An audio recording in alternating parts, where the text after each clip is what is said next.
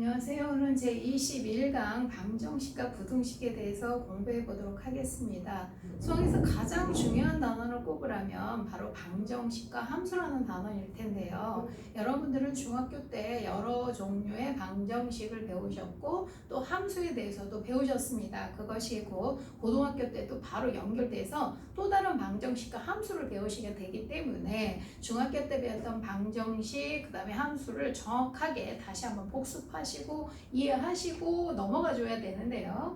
일단 방정식이 무엇인지부터 아셔야 되잖아요. 자, 어떤 식을 봤을 때 이게 방정식인지 아닌지 판단하는 가장 기본은 등식이에요. 등식. 등호가 있는 식은 방정식이라고 보통 생각하시는데 사실은 등호가 있는 식이라고 해서 다 방정식은 아닙니다. 등식을 포함한 식 중에 바로 방정식은 그 미지수 값에 따라 참 또는 거짓이 되는 등식이 방정식인 거예요. 그런데 이 등식을 포함한 식에서 반드시 참 또는 거짓이 되는 등식만 있는 게 아니었었죠. 모두 배우셨었어요. 항등식도 배웠죠. 항등식은 미지수 값에 상관없이 항상 참인 등식이죠. 그럼 여기는 언급이 안 됐지만 사실 등식의 종류에는 항상 거짓인 등식도 존재합니다. 그러니까 참 또는 거짓인 등식, 항상 참인 등식, 항상 거짓인 등식인데 항상 거짓인 등식은 크게 언급되지 않기 때문에 제가 여기다 적진 않았는데요. 항등식 같은 경우는 중학교 같은 경우는 항등식이 어떻게 생겼는지만 구별하고 방정식과 항등식 구별하는 정도만 배우셨지만 고등학교 올라가시면 이 항등식의 성질을 이용해서 푸는 문제 아주 중요한 문제가 많기 때문에 항등식을 정확하게 다시 한번 확인하고 넘어가 주시길 바라고요. 일단 중학교 때 배운 항등식의 기준은 뭐예요? 양변이 똑같이 생겼죠. x의 개수와 상수항까지 모두 다 똑같이 생긴 경우를 우리는 항등식이라고 하고 그 이외의 경우가 방정식이죠. 그러면 방정식이 바로 뭔지 알았어요. 뭐예요? 참 또는 거짓이 되는 등식입니다. 따라서 방정식에서는 뭘 배워요? 그 등식이 참이 되게 하는 미지수값 구하는 걸 배웠었죠. 그죠? 기억나시죠? 그렇다면 그 미지수값은 모든 방정식에서 뭐라고 부른다? 해 또는 근이라고 한다.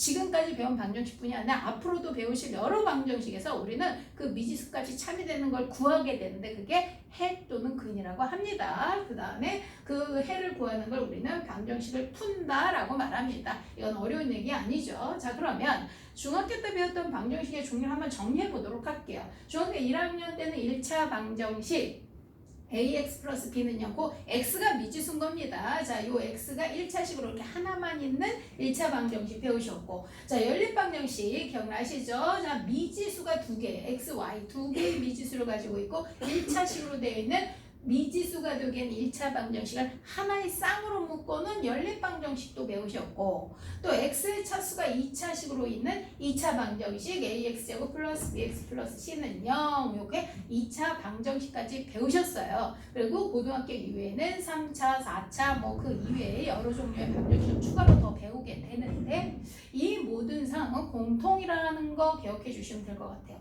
참고로 그 해라는 게 그 등식이 참이 되게 하는 x값, 미지수값을 의미하는 거잖아요. 그럼 항등식은 어때요? 미지수값에 상관없이 항상 참이니까 x가 무엇이든 상관없다라는 거잖아요. 항상 참이죠. 그래서 우리는 항등식은 해가 무수히 많다라고까지 알고 계실 겁니다.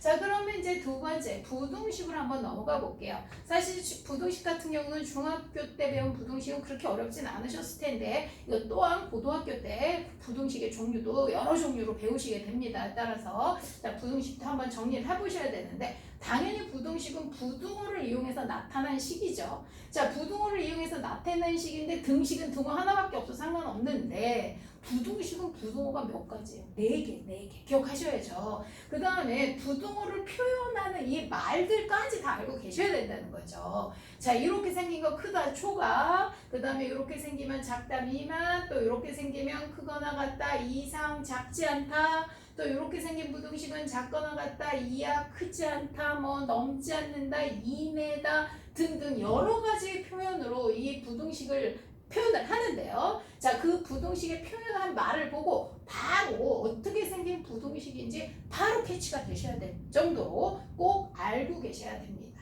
자, 그런데 이제 이 부등식에서 또한 중요한 건 뭐냐면 바로 부등식의 성질이죠. 등식의 성질도 네 가지가 있지만 부등식의 성질 같은 경우는 너무 쉽기 때문에 제가 언급을 안 해드렸는데, 자, 등식의 성질과 부등식의 성질에서의 차이점만 한번 보도록 할게요. 자, 등식의 성질이나 부등식의 성질에서 공통적인 건 뭐예요? 지금 A가 B보다 클 때를 지금 제가 적어놨죠. 양변에 같은 수를 더하거나 빼거나 등식이 성립한다, 또는 더하거나 뺄 때는 부등호 방향에 영향을 주지 않는다. 부등호 방향에 바뀌지 않는다죠.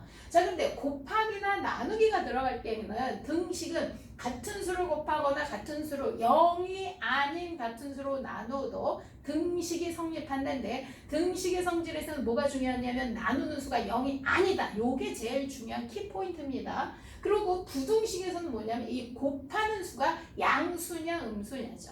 양수면 부등호 방향에 영향을 주지 않지만 음수면 어때요? 부등호 방향이 바뀐다가 되고, 그 다음에 이건 풀이에서도 중요하지만 부등식의 그 부등식 중 옳은 거 옳지 않은 걸 찾는 것에도 상당히 어려운, 부등식의 성질은 좀 어려운 게 많이 나와요. 고등학교 올라가서는.